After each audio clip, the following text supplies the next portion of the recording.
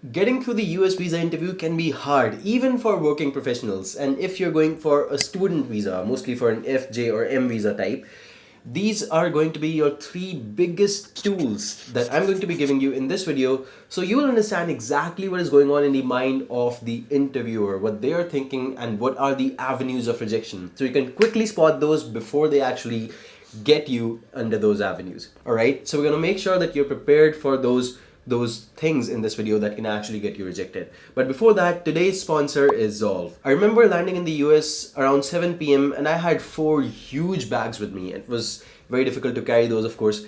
I had to get an Uber to get to my college, and I struggled with 4 different cards, but none of them seemed to work with Uber. Cash or Forex did not work either. And when something did work, I had to pay sky-high currency conversion rates for the Uber, for the housing, for the other living expenses, all of that. Now today you guys are lucky because you have something called as Zolve, and they have actually solved this problem for you. Now Zolve can help you set up your US bank account and credit card from India itself within 5 minutes. Zolve provides you with a bank account with zero minimum balance, no annual fee, and no application fee. So you can actually load up the money and set up a bank account even before you move to the US. And one of the best parts, you get a high limit US credit card without actually having a social security number.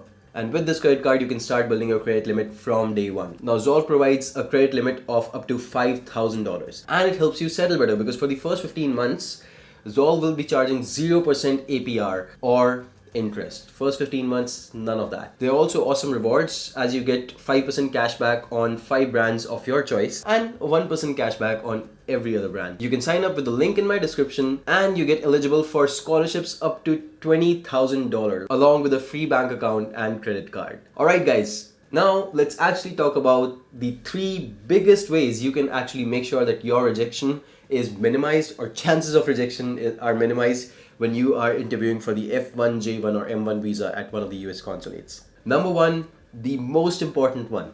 Prepare for the 214B rejection. This rejection is essentially when you are not able to show enough home ties.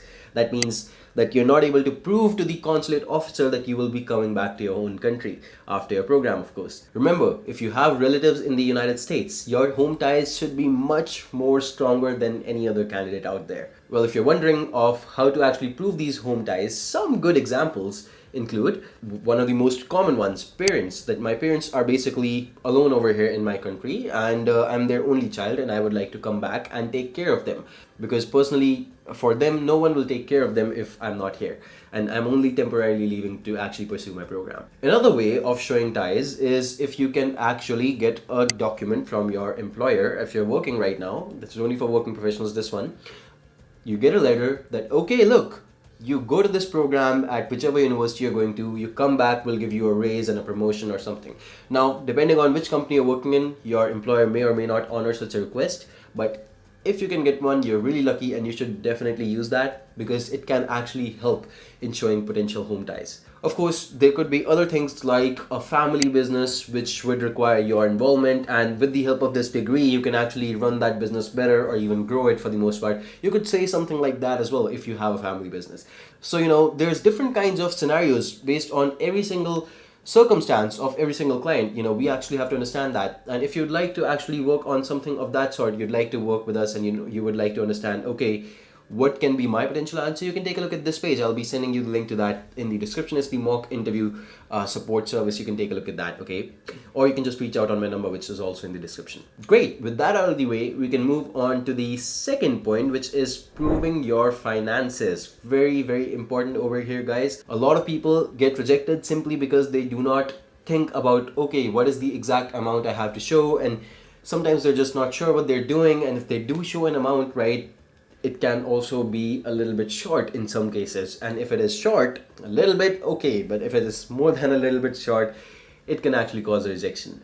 So how do we actually tackle that? See, to actually go to the US and pursue your program, it is clear that you should have some sort of finances lined up, or at least a plan in your mind. Okay, these are my finances. This is exactly how I will be pursuing my program. And not only for the consulate officers, preferences, you actually need this plan for you. It's very important that you understand this. Okay, first year tuition, loan. Second year tuition, I'm doing this, I'm doing that. But whatever you're doing, it cannot be an assumption as such that okay, I will be doing an internship in the US, so I'll be earning some amount. You cannot have any such assumptions. You cannot have any assumptions like okay, the I currently have money in my stock market, and that's let's say $50,000, and by the end of next year that would be 70, so that should cover it. You cannot use that estimate, and for the most part you should show liquid funds. So remember, you cannot do estimations. You should have liquid funds in your hands, or you should have a very hard plan that okay, this is essentially how I will be using the funds, and this is where the funds will come from for my education. Remember, whatever your I-20 amount is, for the most part try to show at least 1.2 times the funds of that. And of course, if you have a second year of your program and not just 1 year, or more in some cases, third, fourth year as well, right, you should know exactly where these funds are coming from for those years as well. Okay, you should have an explanation for that. Now remember, in a lot of cases the US consulate officers may not even ask for your funding documents, but you should have them just to be safe. And one of the biggest doubts that I get almost all the time, and people spend I don't know how much money on this, but CA statement is not required. It's not a requirement. Don't go ahead paying CAs, I don't know, thousands of dollars simply because you want a CA statement and this is your net worth and they'll take a percentage of that. Not required.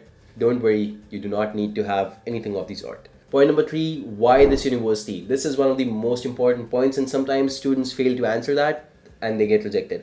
Remember, this is a question which is almost always going to come up. There's really no scenario where it does not come up almost. I would say 99.9% it's going to come up. So what we personally like to do is, number 1, point out how the program is actually unique. Now, this is something that you actually have to study for, right? You have to understand, okay, this is what my program includes. And of course, if you applied, you might know a little bit about that already. Just go ahead, do a little bit more research, make a concrete plan or a concrete answer that this is what I'm going to say if they ask me why this university.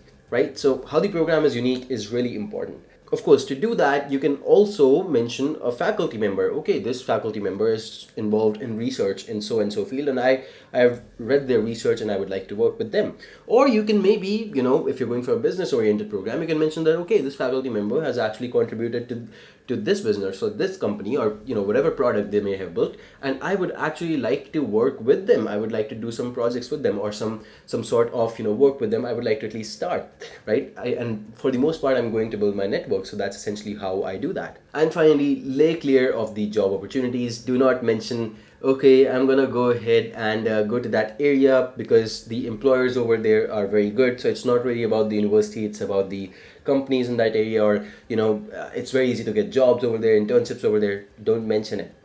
You're actually going to be causing a lot of trouble for yourself if you're going along that path for the answer to this question. So make sure that you know exactly what you're doing, right? Otherwise, you are basically cutting off your home ties and you're telling them that I'm going to settle over there, which would result in what we mentioned in point number 1, a 214B rejection for you guys. So hopefully that explains everything. Again, if you need more help, please be sure to take a look at the US Visa mock interview service. And apart from that, I hope to see you in the next one. Goodbye. Take care. All the best for your interview.